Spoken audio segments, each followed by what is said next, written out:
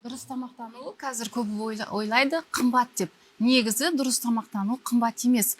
Дұрыс тамақтану дегеніміз белгілі бір тамақтың түрін шектеу деген сөз емес.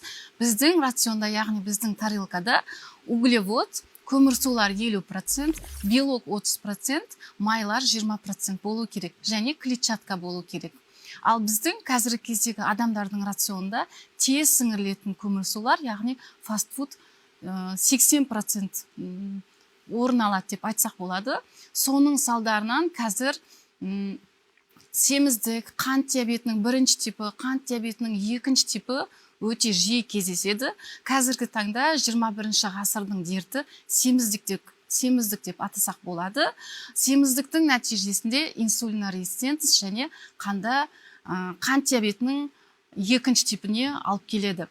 Қазір біз өзіміз негізі балаларымыздың денсаулығын өзіміз құртып жатырмыз деп айтсақ болады. Себебі біз өзіміз баламызға тез сіңірілетін көмірсуларды көп беріп жатырмыз. Мысалы, балаға пицца бересіз, фастфуд бересіз. Солай бала күнде жиі тамақтанатын болады.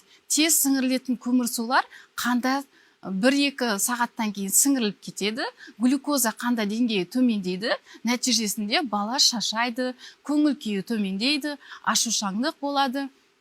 Сосын бала тағы тамақтанғысы келеді. Соның нәтижесінде осындай аурулар пайда болады.